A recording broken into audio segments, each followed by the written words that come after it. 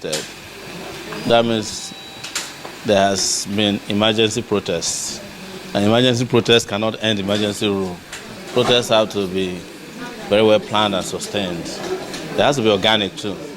So maybe the people who are doing the protests should find out a way to do real protests, and the kind of protest that can end emergency rule. Yes. So how do you think the protest can go to end that emergency rule in Rivers State? We won't just get involved in the protests for the sake of protesting. It will be because there's a larger goal that it serves in our revolutionary desire to change Nigeria.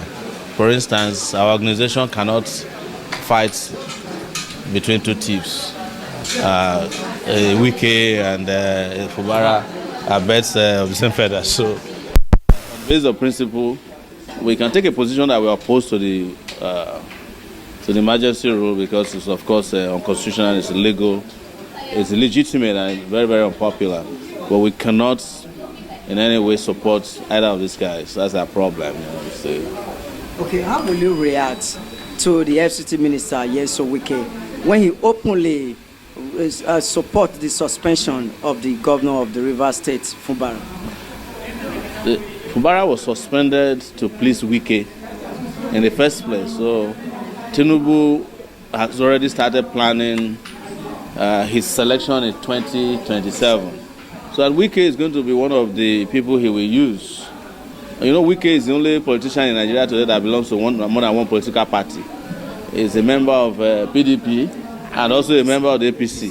Yes. And a member of some other parties that you may not have heard of. So there is a very strategic move on their part to destabilize Rivers, give Wike the opportunity he needs in Rivers to flex his muscle, to empower him at the detriment of the people of Rivers for political expediency. You saw what they did.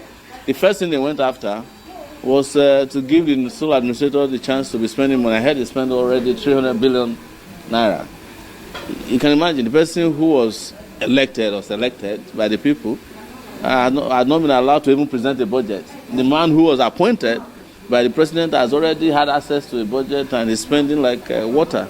And the people of Rivers State have not tasted a drop of pure water since the sole administrator came. So, but our position, as you know, is that these distractions have to end. Nigerians have to unite and end this rubbish. This is what we have told Nigerians. The Tinubu regime came to bury Nigeria after Buhari killed it. And people are still playing along with them. I don't know what is wrong with Nigerians. We are not playing. That's why we are not engaging in all this side hanky-panky about protests. When we are ready and when Nigerians are ready, we are interested in a revolution. We have made that very clear. Because that's what can end this nonsense in our body politic. Is there any hope for the opposition in 2027? Not the kind of opposition where people like El-Rufai, no, those ones are not opposition.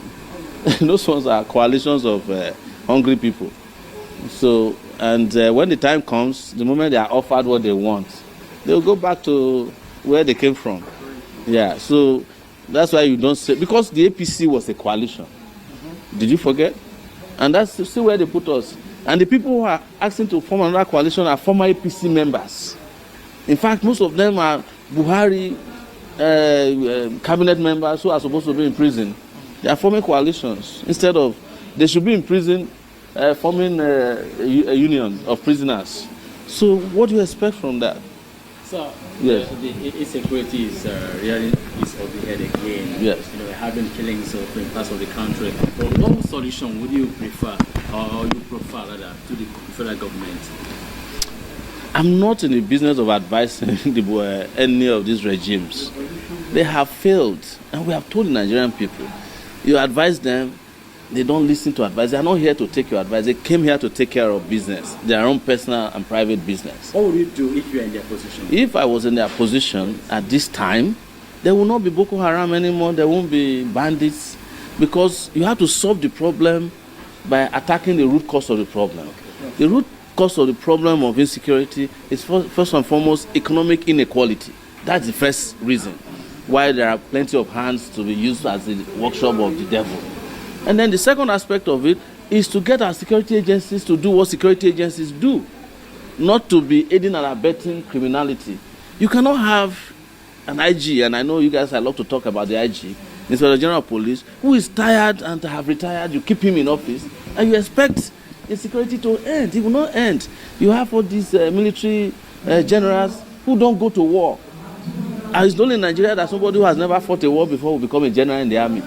Based on the number of traditional rulers he knows or the GO of his church, that's how they become generals in Nigeria, not because they go to war. If you see an Israeli general, it's because he has fought a war before. If you see an American general, he has been to Afghanistan, he has fought in Iraq, even though those wars might be wrong. But they have gone to war.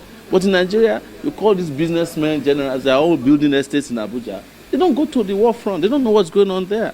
They are the ones who are happy that the insecurities are coming. So that is why you see this happening. You ask army to be doing traffic work on the streets. The police is not doing anything. The solution we are profiling is for the Nigerian people, first and foremost, to choose the real leaders who should govern them. Because the legitimacy of the government is also very important. For instance, it is the Nigerian government that goes to the southeast to go and militarize it. It's the Nigerian government that refused to release Nnamdi Kanu, something that would have solved a big problem. And then instead of releasing him, you go and put army in the east. Every kilometer in the east, there are army checkpoints. But after 100 kilometers in the north, you can't find the army. There was a man in Katsina who said there are only 5 guns in the local government in Katsina state. But why is it not the same in the southeast? So these things are deliberate. That's what I'm telling you. These are deliberate efforts on their part to undermine Nigeria. And I've said it very clearly. Those who are in power love the fact that they want to manage little territory, because that way they are not responsible for the territories. So they allow these issues to fester. But you cannot solve the problem without addressing the fundamental problem of leadership. Leadership is key in every sector. And most importantly, legitimate leadership is important. When you don't vote for people and they lord themselves over you, you don't respect them. Yeah, yes, let's Mr. see. Yes. The president has been outside the country for the past 2 weeks. Are you putting to quiet? Are you comfortable with this situation? I am not one of the people that is quiet. You can direct that question to people who went to Bekubana's party. No, I am not quiet.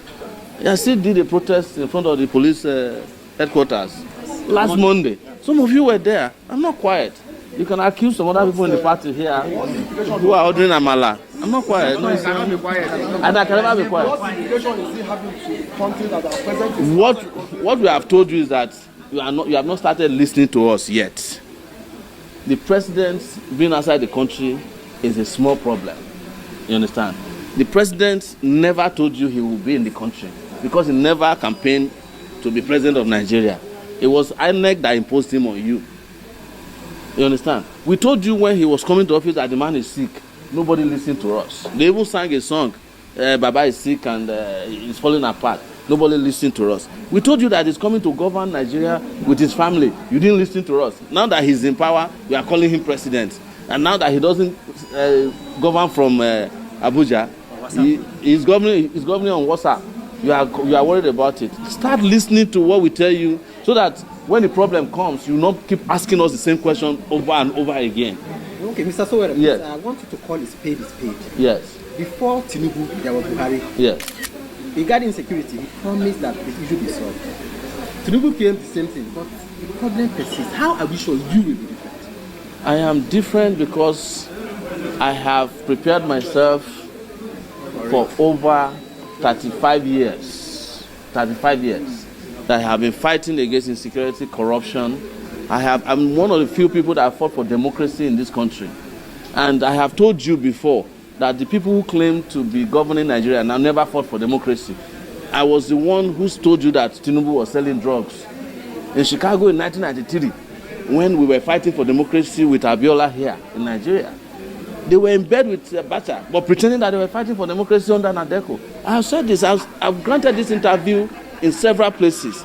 How do you know who is different? It's the person who has been consistent. It's a person with character. It's a person you can trust, who you can close your eyes and go to bed and you know that the person will not betray you. You understand? Are you getting my point? You know, I used to make a joke with a friend of mine. In the last election, there are 2 of us whose name existed in the Bible. One of them was Peter. My name is Stephen. One betrayed Jesus 3 times.